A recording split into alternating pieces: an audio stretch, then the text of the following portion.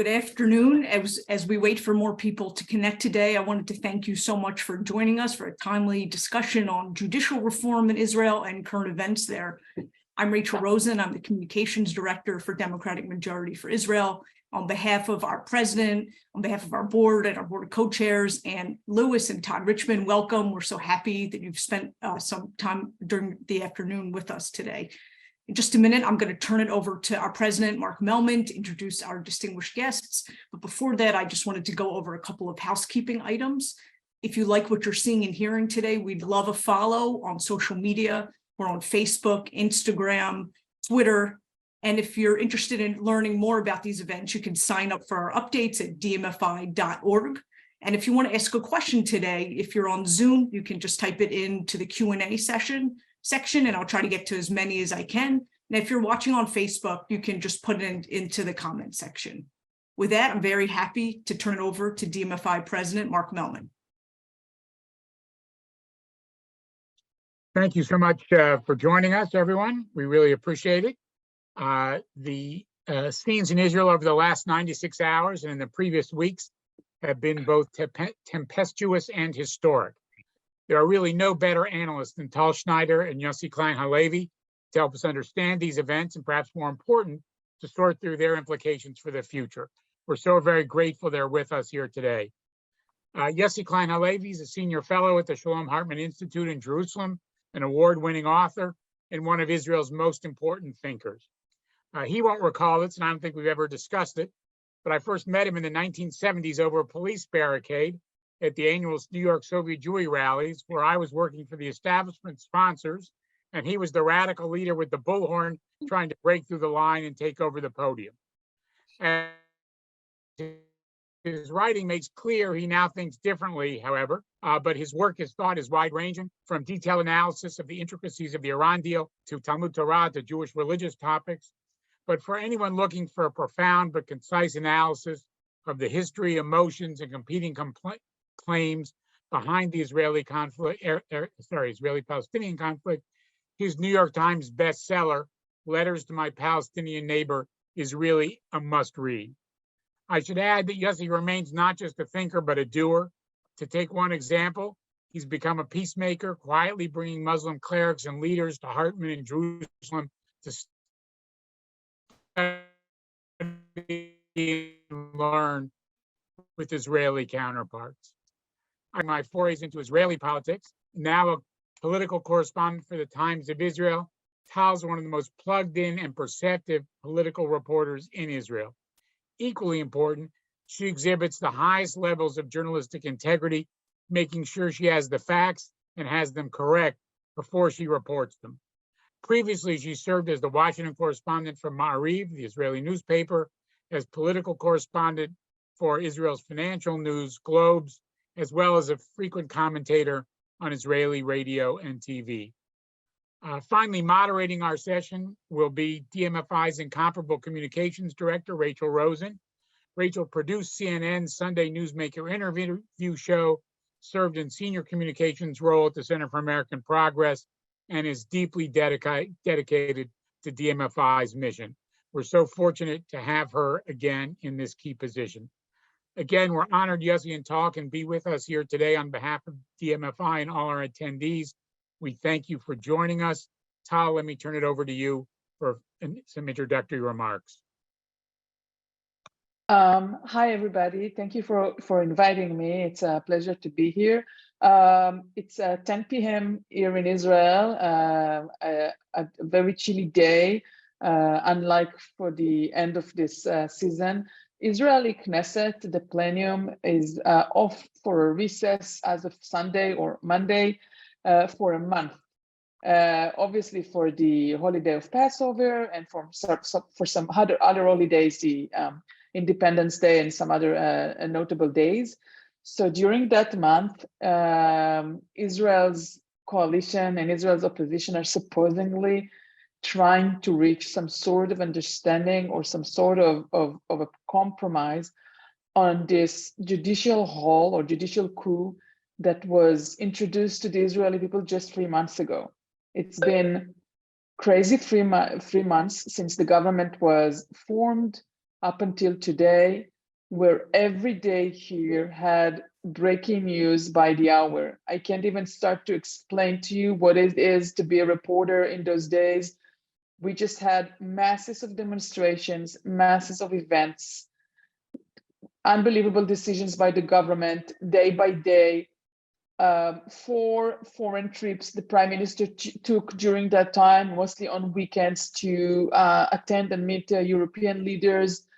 As you probably all have heard, it was culminating just 2 nights ago with the unbelievable statement by the American president that Israeli prime minister is not invited to come to Washington, D.C. at this time and for the near future.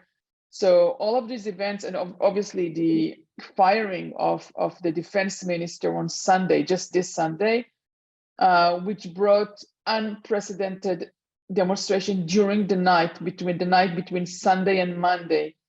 People took to the streets after 3 months of demonstrations where people were basically out all the time.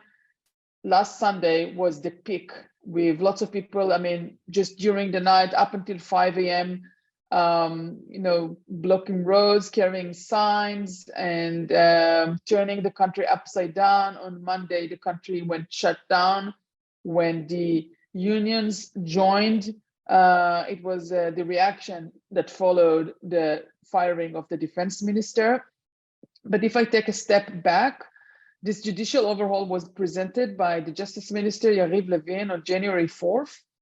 It was not specified in the campaign of the Likud, and it was not specified in the coalition agreement. The coalition agreement on which they worked for more than 2 months had one sentence that said the coalition will promote a judicial reform, and it didn't give any details.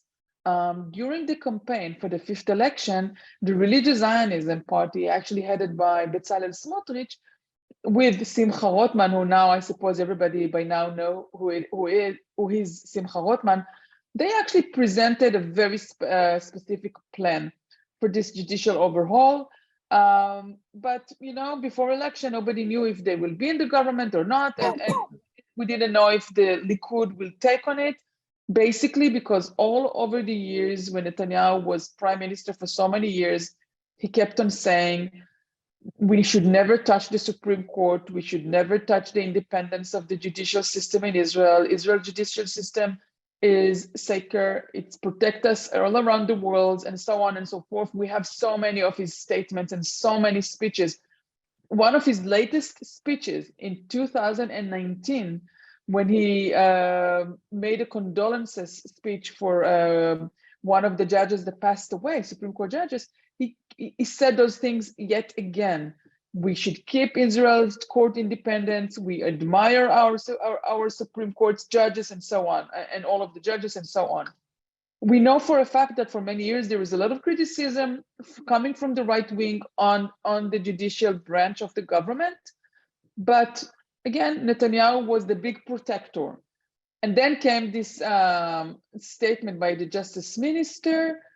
It took people by surprise. And immediately, 3 or 4 days later, 30,000 people went out to the streets in Tel Aviv for a protest. And from that day, every day, we had something coming up with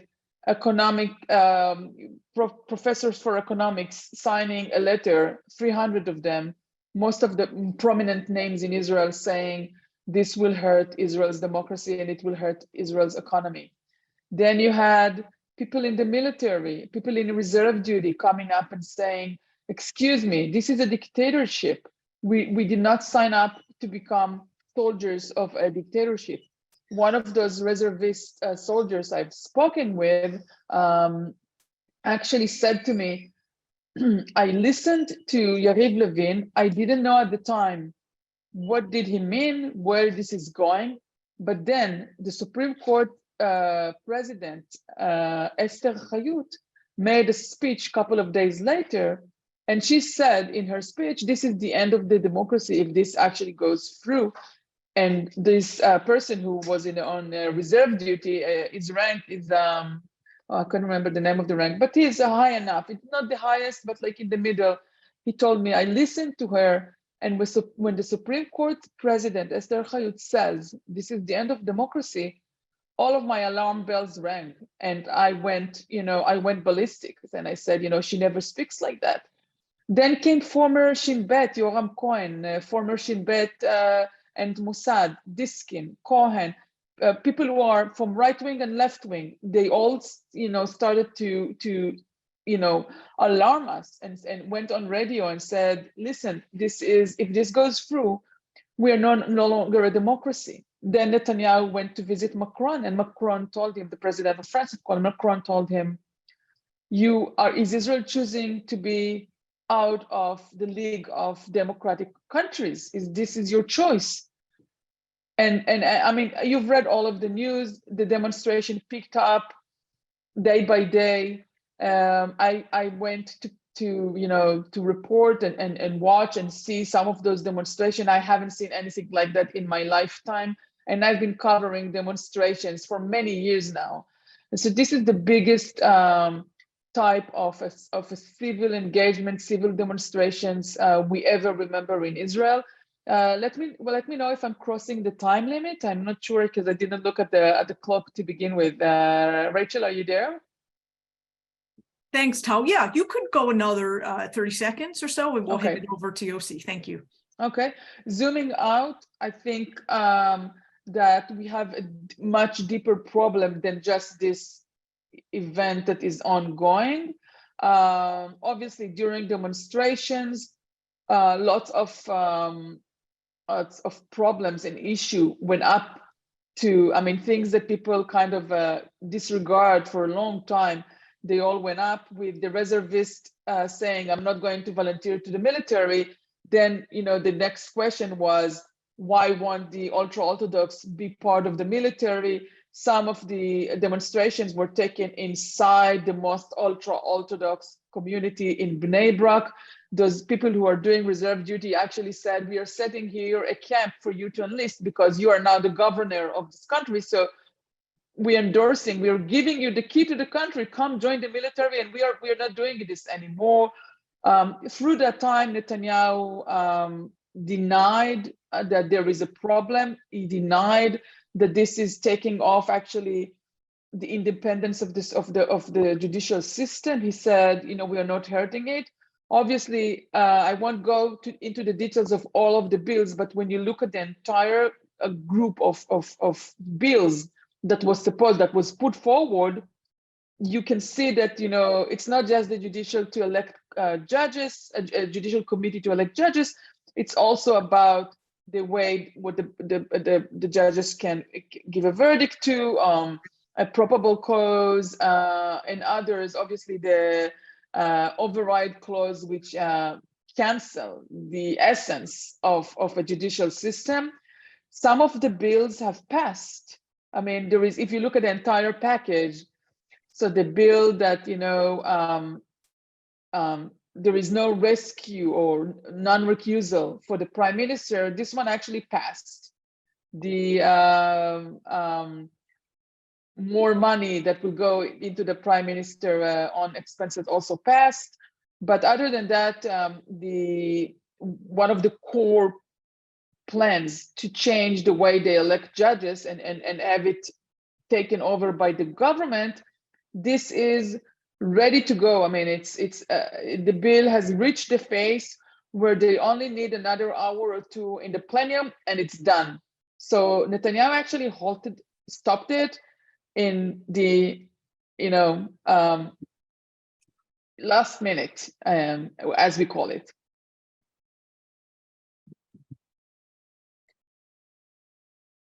Thank you so much, Tal. Yossi, we'd love to hear from you. Thanks, Rachel, and thank you, Tal, and hi, everyone. Good to be with you all. Mark, I'm delighted to be on the same side of the barricades with you. And the truth is that I'm not only speaking to you today as an analyst, but very much as an active participant in the events of the last months. I've been out on the streets from the beginning. and have just been thrilled to see the demonstrations grow from week to week. And I certainly haven't been a demonstrator since the 1970s, Mark. And so this for me is, as it is for many Israelis who are out on the streets, a radical departure from how we've always lived our Israeli lives, and how we didn't really see ourselves as an active opposition, no matter who was in the government. The governments were always normative. If it was a right wing or a left wing or a center, I come from the center. And but regardless, the government's always had legitimacy. This is the first government that for many of us does not have moral legitimacy.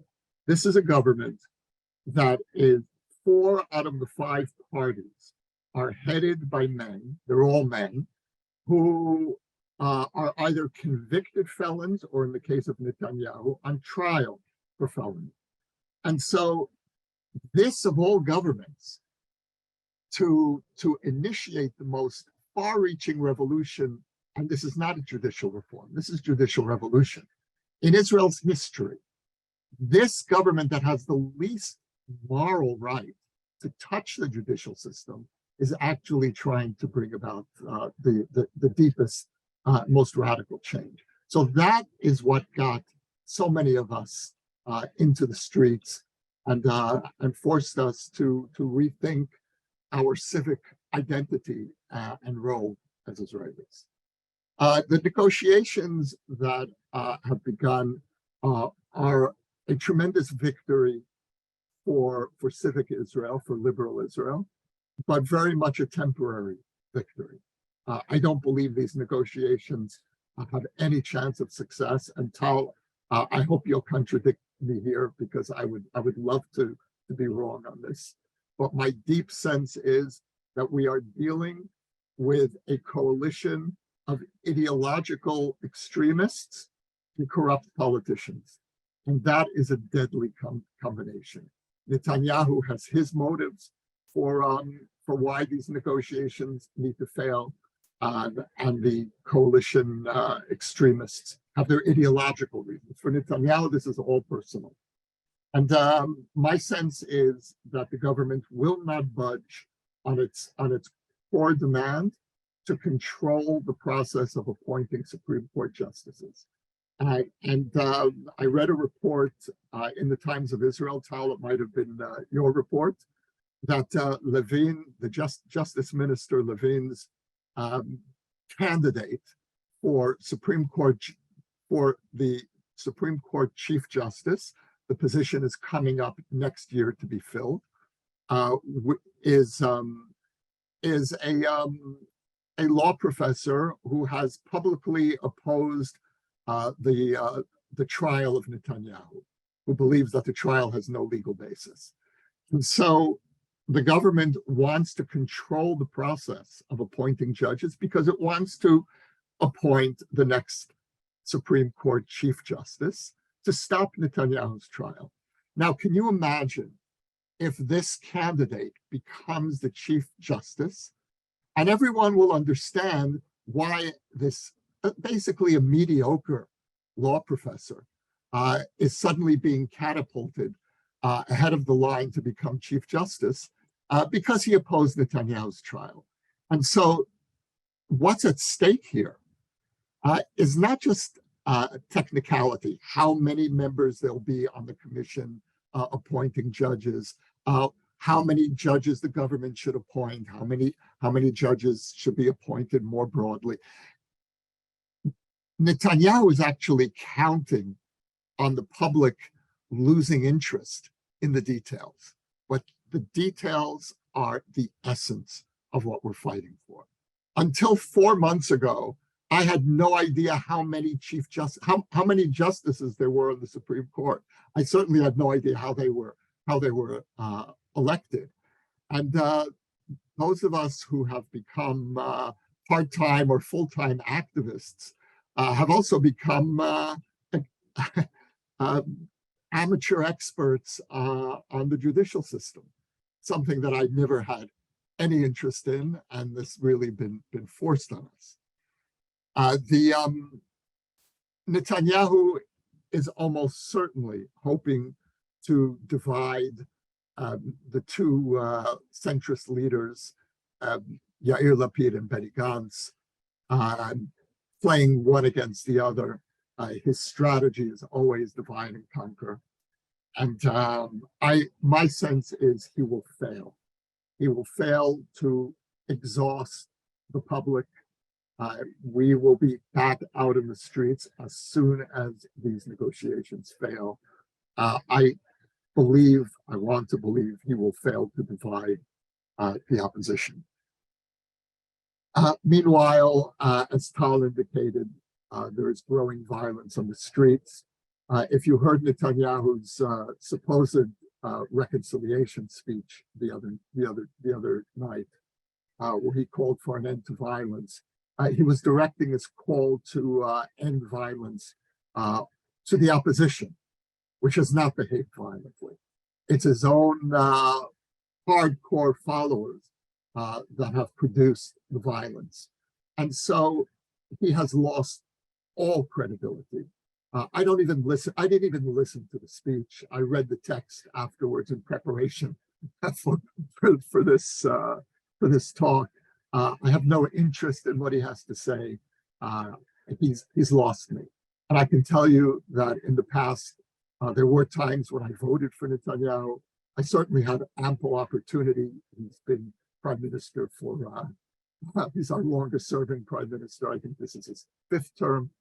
And today I regard him in precisely the words that he used to define the previous government of Yair Lapid and Naftali Bennett. He called it legal, but not legitimate. For me, that is this government. And again, I'm not a professional Netanyahu hater. I don't come from the left. I'm a militant centrist. And what my experience of these last 4 months has made me truly a militant centrist. The good news here, and I think it's very good news for the future of Israel, is that the center has been galvanized. In the past, centrist voters would certainly turn out on election day, but otherwise have been fairly passive. And the center as an ideology has been rather amorphous. This is a turning point in Israeli politics. I believe we're going to see a new generation of leadership emerging from the streets. And we are also seeing the demonstrations dealing not only with the judicial revolution, but also with long simmering trends that most of us, frankly, have largely ignored. And I'm speaking in particular about 2 issues that have come to the fore with this government. The first is the state within a state that we have allowed the ultra-Orthodox to create. And the second is runaway settler violence, which many of us, including myself, and this is really we say an al-Fayt moment, a moment of penitence. I simply turned a blind eye for years on settler violence and attributed it to a fringe, an irrelevant fringe. Well, that irrelevant fringe is now controlling the Israeli police, is now controlling the finance ministry, has a deep foothold in the defense ministry. This is no longer a fringe. The pogromists, hundreds of settlers who burned dozens of Arab homes in the Palestinian village of Hawara a few weeks ago, have backing from within the government. We've never experienced anything like this before. And so we are angry, we are galvanized, and most of all, we're terrified that the Israel that we love is being destroyed. Every day we wake up to some new impossible development. And it's cumulative.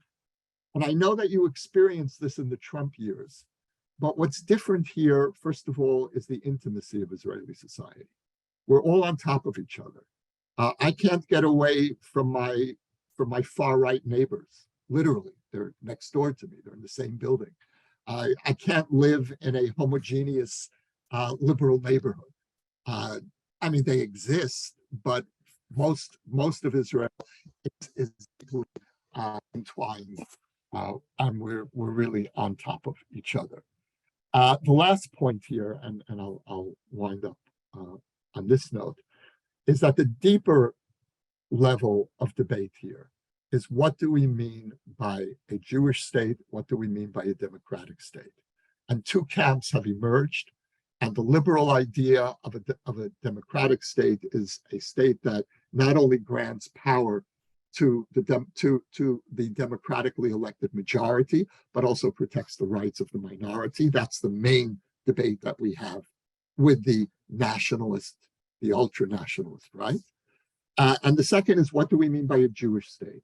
The liberal Zionist idea of a Jewish state is the state of the Jewish people, whoever we are, whatever we are. This coalition represents a very different idea. Their idea of a Jewish state is the state of Judaism, the state of Orthodox Judaism, a much more narrow and exclusivist way of understanding the mission of a Jewish state. And so these are the two issues that Israeli society is now divided on, and liberal Israel has been, as I say, has been galvanized, and also ideologically, our positions have become sharpened and clear, most of all to ourselves. Thank you, Yossi. I'd love to just continue with you for a minute and ask you about what the events of the past few weeks mean for U.S.-Israel relations in the future. And then Tal, I'll have a slightly different version of that question for you. I was looking at the reports of the right-wing demonstration today, now that Tal was speaking about. And there was one giant banner basically giving the finger to Biden by name. Now, Biden, I don't have to tell this particular audience, Biden is truly one of the best friends that Israel has ever had. He is passionate. You know, Israelis, as I'm sure most of you know, didn't trust Obama. Obama didn't have Israel, didn't convey the sense of Israel being in his soul. Joe Biden certainly does. And to be demonstrating against Biden, you know, there's a spirit of madness that is taking over this government. Now, Netanyahu understands where this can lead, and he's terrified. But he's the one who opened the door to the far right. He legitimized them, he empowered them, and now we're reaping the results. Tal, hoping you can stay on that topic a bit. Some have characterized the public back and forth over President Biden and Prime Minister Netanyahu as a tempest in a teapot. Others have declared it the biggest crisis in the U.S.-Israel relations. What do you think, and how's it playing out in the Israeli press? Well, let me just tell you, one of the things that blew my mind off is when Netanyahu traveled to both Rome and then London, he held a briefing, a closed-door briefing with reporters. Now, I did not go on those two trips. I usually go with the Prime Minister, but I'm having a hard time traveling with him at the moment. So I did not attend those briefings, but you know, my colleagues did. And when they are finishing those briefings, some of my colleagues are going out to the TV channels or to the papers, and they say, and I quote, a senior Israeli administration official, the most senior administration official you can think of, no higher administration official there is above him. So everybody understands who it is. In those two briefings, he said, the United States administration, the current administration, is out to topple me. They are financing my the demonstration. They're sending money, stuff like that. Conspiracy theories that are some of them are portrayed out in the open by his son, but I never expected the prime minister to say it in a briefing. I mean, it's blew my mind off, really, to hear that. And I don't know what was the specifics that brought Biden to say he is disinvited, but I would not be surprised if those two briefings were a big part of it, because you cannot go around in Israel and say things like that to an American president. That's unheard of. I mean, it's not someone from Netanyahu's surrounding. This is him talking like that. So some of the things that he did and said in the last couple of weeks seemed to us Israelis as if he is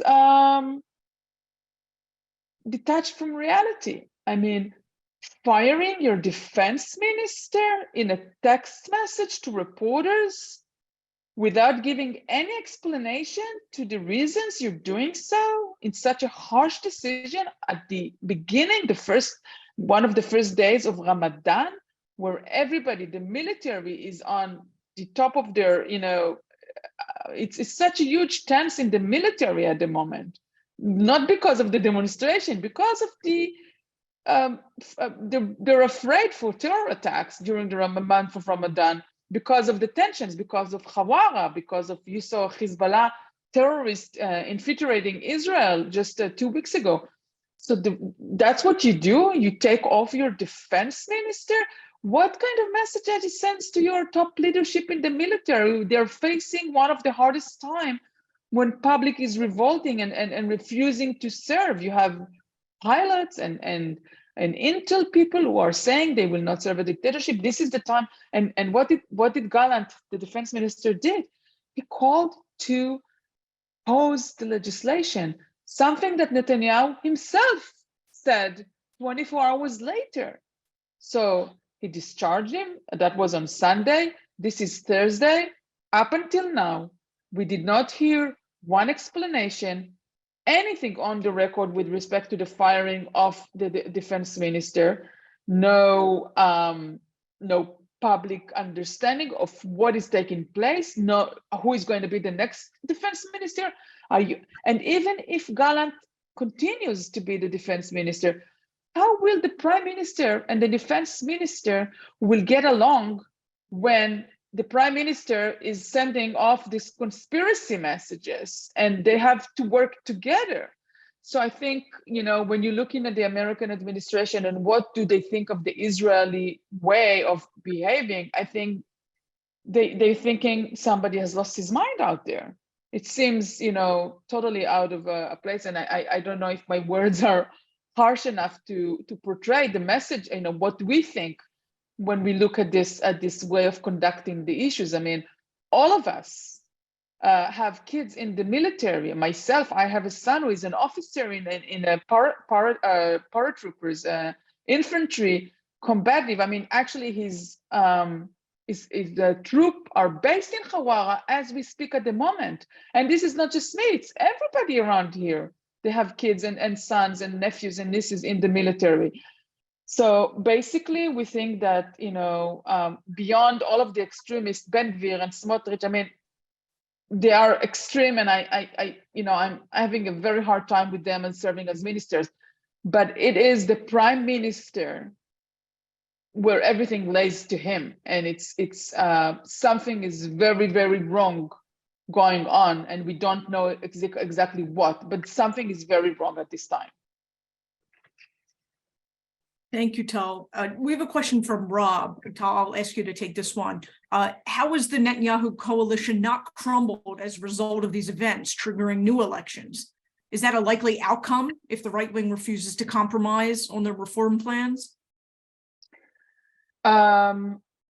They managed to agree to pause the legislation for a month. The justice minister said the other day in a text message to a supporter, he told him, obviously a text message to a supporter that was leaked, I suppose by the supporter or by the minister, I don't know.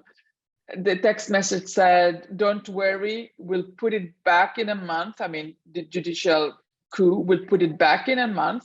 In the meantime, we encourage people to go out to the streets and demonstrate for us. So I think Ben-Gvir and Smotrich and the rest of them, they're thinking, okay, if this is just for a month. The big question for me is, I don't think the judicial coup will topple the government from either side. And this is not what the demonstrations, they're not even saying it. But I don't think that stopping the judicial coup will get the government to crumble.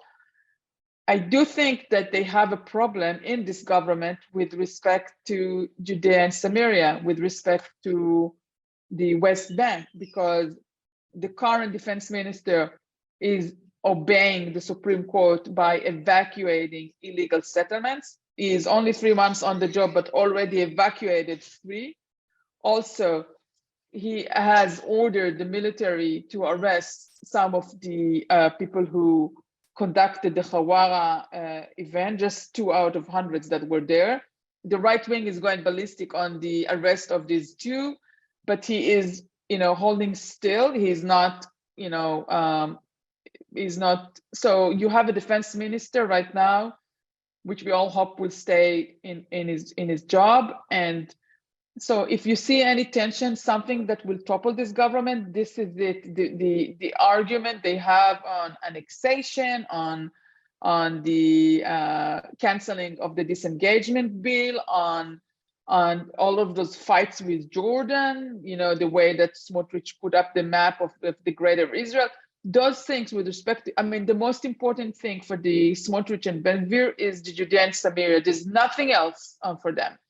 So if they will see that this government is, I don't think they will want to step out of government, because probably they will never be back in. I hope, but I don't think they have enough courage to step out. So they will find ways to stay in. It's better for them to be those ministers, high-ranking ministers, than to be just an opposition leader. So I don't see a way for this government to topple at the moment, except for inner problems that we can't predict at the moment. Thank you. Yossi, some have suggested that the crisis over the past few weeks means that Israel should have a constitution. What do you think? Does Israel need a constitution? Yeah, I think that Israel desperately needs a constitution, but we're not going to be able to negotiate one with this government. They're not a partner for serious negotiations. And that's why I'm so pessimistic about the chances of negotiating even at this phase, let alone a constitution. But what this crisis has made clear is that once, God willing, this terrible government passes from the land, we will put the issue of a constitution very high up. And Yair Lapid has already said that. And he said there can't be any successful negotiations without a wider framework, including a constitution, which is really another way of saying that there won't be successful outcome to these negotiations. And you'll see, what's your sense of where things go from here on the judicial overhaul?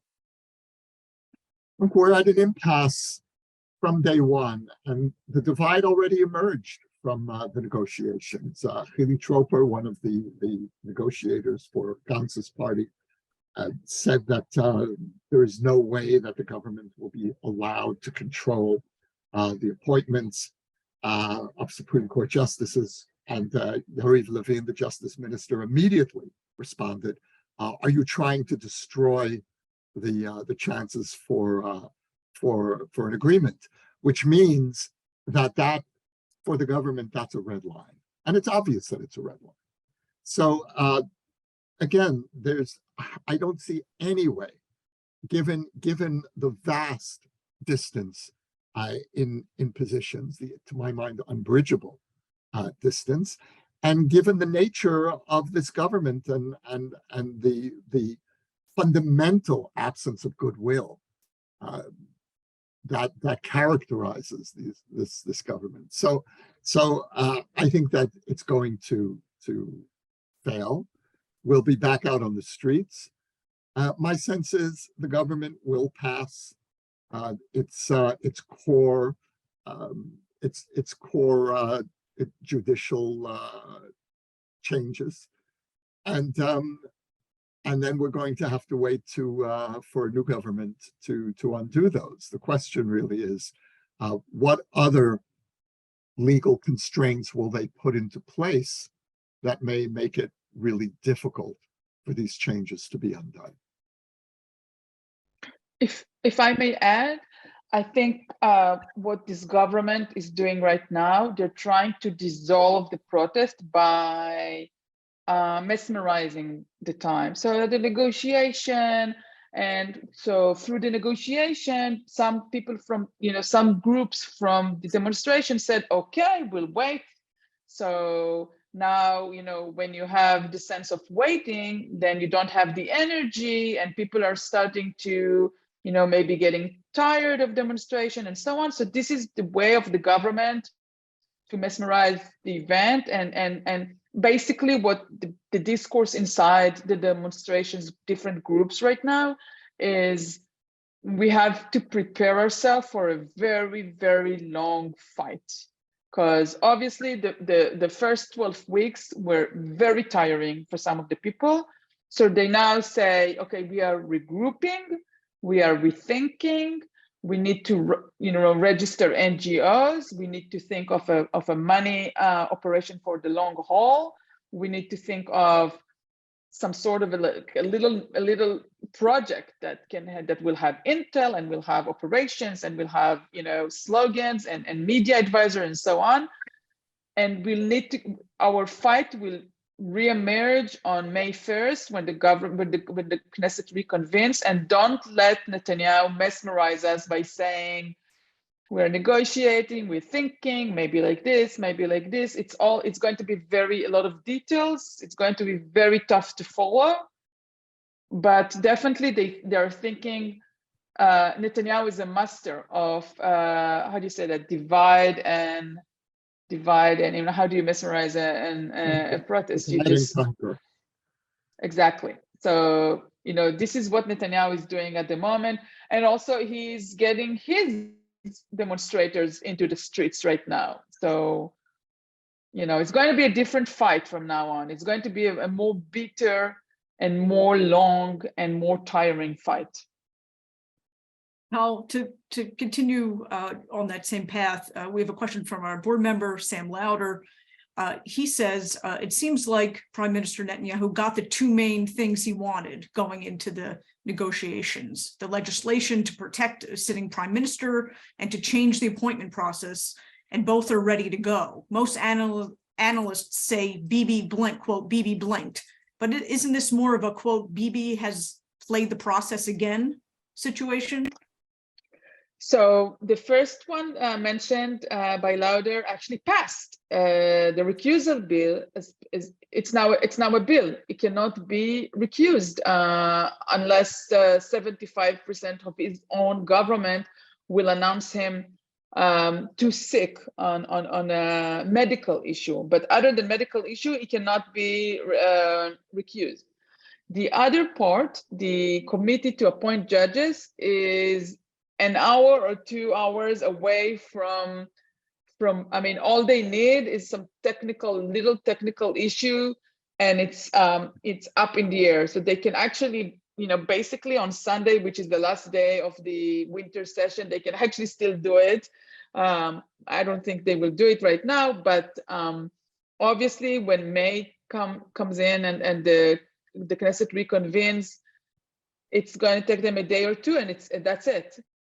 But this is just the judicial. They have many other plans. So I cannot tell you, I'm having a very hard time to predict what's going to come next. Netanyahu made a promise to his justice minister that this legislation will go through. If not, justice minister said he's going to resign.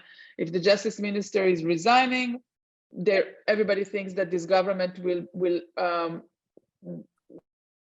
dissolve. But Netanyahu is obviously trying to hold it from all sides. So giving his people inside the right wing, his coalition, giving them something and then appeasing the other side. But then, as I said earlier, this is not, I feel it's like not the same Netanyahu that we've known for years. It seems more irrational at the moment. So I'm truly having a hard time to predict what's next. It feels as if his son Yair Netanyahu is making the shots and the calls, and I mean, he's 32, but they live in the same house. They meet every day. He's a big player here in this event. By the way, the wife is also a big political player at the moment. She actually negotiated a deal with the unions on Monday. She called the unions leader to make sure they announce a strike because she wanted to help her husband get all of this pressure so he can say, I'm getting so much pressure, I have to stop it. If you understand the mechanic of this, this is just crazy stuff. But you know, this is what took place. She is engaged in the negotiation, and the son is engaged. So I don't know what to tell you about what's next for Netanyahu's plan. Yossi, do you think the events over the past few weeks have put Israel's security at greater risk? Absolutely. In a big way. I wanted to write an op-ed for the Times of Israel with the title, "Hey Bibi, remember Iran?" We're heading toward nuclear breakout. And who could have imagined that this would be Netanyahu's legacy on Iran, to divide Israel to the extent where the Air Force, the ability of the Air Force to function is open to question, to distract the Israeli conversation and the world conversation about Israel away from Iran and toward our absurd debates, and to lose credibility, fundamental credibility, in the world's capitals. Netanyahu has been traveling the world these last weeks, ostensibly trying to galvanize the international community on Iran, but he has no credibility anymore. Who listens to him? He certainly has no moral suasion, and so the legacy on Netanyahu, as it turns out, is devastating. I still can't believe that this is actually happening. I was a passionate supporter of Netanyahu on Iran. I didn't necessarily agree with every tactical decision, but he deserved the credit for being the world leader who sounded the alarm. And look where he's ended up. And so for me, you know, when Tal, you say that you don't know who we're dealing with anymore, for me the barometer is Iran. This is his signature issue, and this is the issue that he's sacrificing. And I'm beside myself because I take seriously all of the fears that he so well articulated. I don't believe that the Jewish state can live with a nuclear weapon in the hand of a Holocaust-denying regime. I think it negates the most fundamental elements of the Israeli ethos. It's why we reclaimed power, to defend ourselves from precisely this kind of threat. And yet the man who was supposed to be the protector of Israeli security is our greatest threat. He is today the greatest threat to Israeli security. Have I made it clear what I think about Netanyahu, or do I need to be less nuanced? Very clear, you see, which is why we're grateful always to have you on and for you to share your views and your passionate take on this topic. Todd, did you want to add anything on the security? We have a reservist, people who do reserve duty crisis. I just can't stress enough how big it is. People from all walks of life are serving as in unit 800 8200, you know, the intel, the cybersecurity detail. People who are serving as pilots, people who are serving as commanders of tanks, people from all of the commando units. They are all signing letters in their names and their faces, one after another, saying, we are not reporting to duty anymore. It's unbelievable. It's heartbreaking. It's, you know, this country is built on volunteering to a military. If you don't have people who volunteer like that, you don't have anything. I mean, the mandatory service of the young people is definitely not enough. The entire Air Force is built on people who are doing and volunteering to serve as pilots. The entire, you know, special units and so on. This is people who are doing this from the age of 22 or 23 when they are out of the military up until like the age of 50 sometimes. It's a huge chunk. I mean, it's they are only 1% or 2% of the society, but this is the IDF, and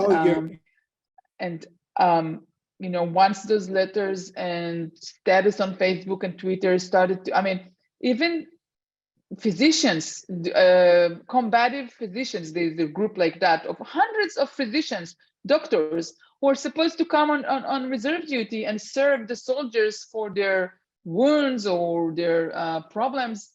They signed a letter saying we are not coming up anymore. So right now, because Netanyahu halted the legislation, all of those groups stopped their letters and status and so on. And I know for on a personal knowledge that some of them actually doing a reserve duty these days.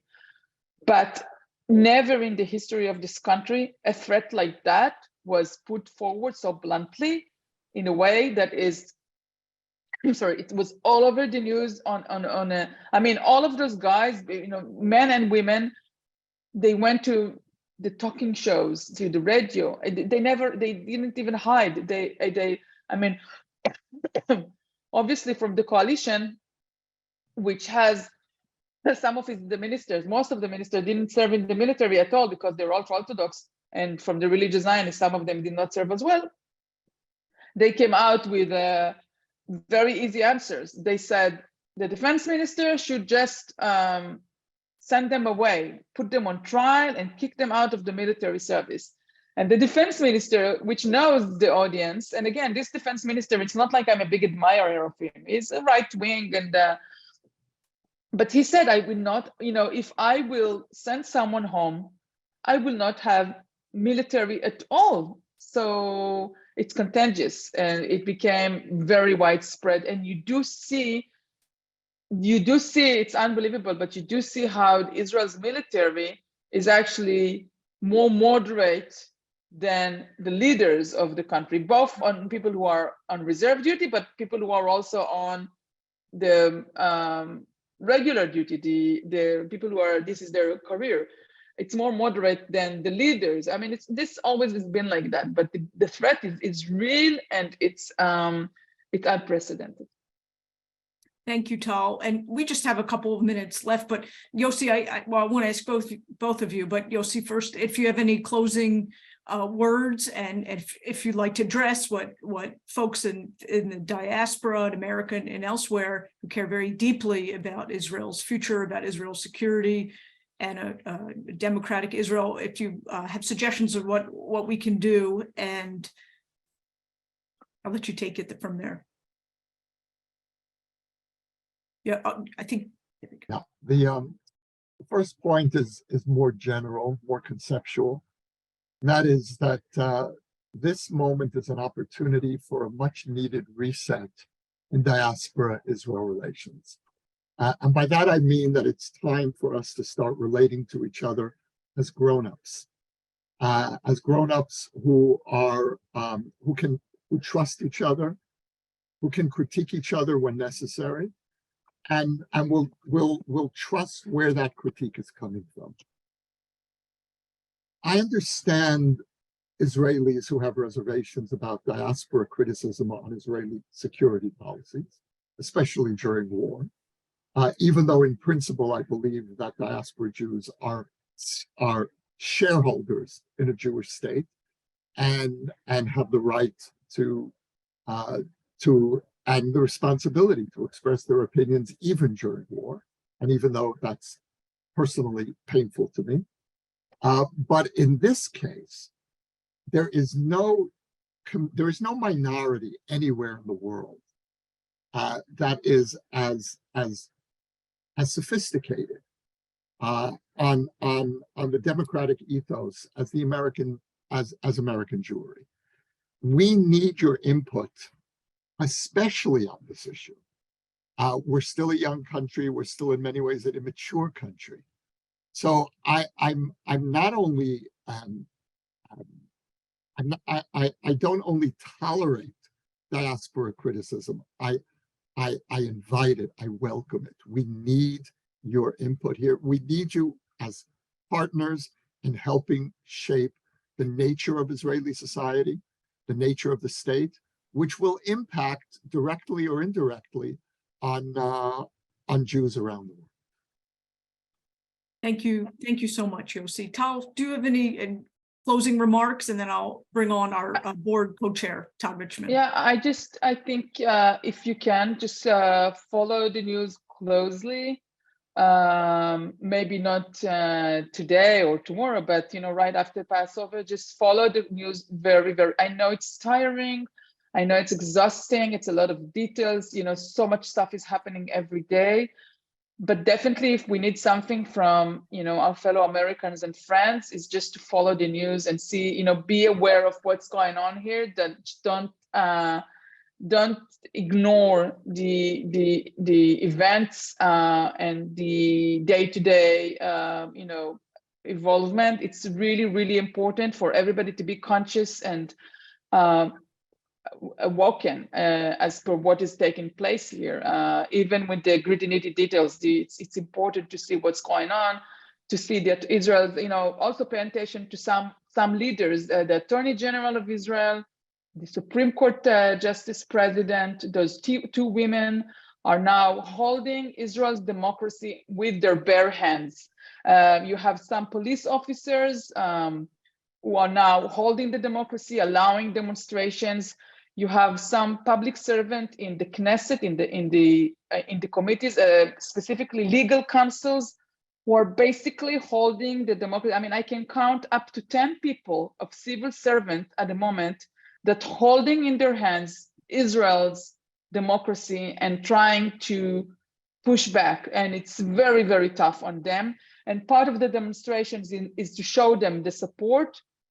Very, very complicated. So just keep on following on everything that is taking place here, and that will be, I think, the good friendship and good support if you follow it. Thank you so much, Tal Schneider and Yossi Klein Halevi. I learned so much. I know I have friends and family on the call, and they're already messaging me that they learned so much, and it's such a vital conversation. You're both great friends of DMFI. You've been on before, and we would love to have you on again. And I'm very pleased to turn it over to Todd Richmond, our board co-chair. Great, Rachel, can you hear me? We can. Because I don't think my video is working at this present moment. So I do apologize for everyone. Hopefully everyone can look at Rachel. But Rachel, thank you. And Mark, thank you so much. Can't begin to thank you both. Yossi Klein Halevi and Tal Schneider. Wow, that's all I can say. I could listen to the two of you for hours at a time, just so you know. And we learned so much about the current dynamic on what's going on. And we're so grateful to have you guys here. And we look forward to many more years with you. For the past 4 years, Democratic Majority for Israel has demonstrated that continuing to support the U.S.-Israel alliance, which is rooted in shared values and America's national interests, is both good policy and wise political strategy, even in challenging times. In just 4 years, DMFI has supercharged pro-Israel politics, bringing voice, strength, advocacy, and action to advance the U.S.-Israel relationship. in states like California and North Carolina, where anti-Israel amendments threaten to divide Democrats at party conventions, and in cities across the country where extreme activists propose a number of anti-Zionist resolutions, DMFI has rallied supporters, educated public officials, and engaged local leaders to successfully defend Israel's legitimacy and to defeat most of these amendments. However, we could not have done this without all of your support. Your involvement with DMFI helps keep the Democratic Party pro-Israel. It strengthens the U.S.-Israel relationship, and we are so grateful for everybody that has participated in this call today. So we encourage you all to sign up with us, to stay in touch at dmfi.org, and follow us on social media at DemMag4Israel. That's DEMMAG, the number 4, and Israel, at DemMag4Israel.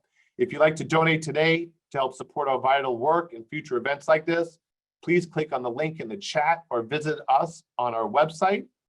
Thank you again for joining us. I apologize about the fact that my camera's not working, but I do look forward, and we all do, on behalf of myself and Lewis and our board of directors, look forward to seeing you next time. Thank you and have a great night.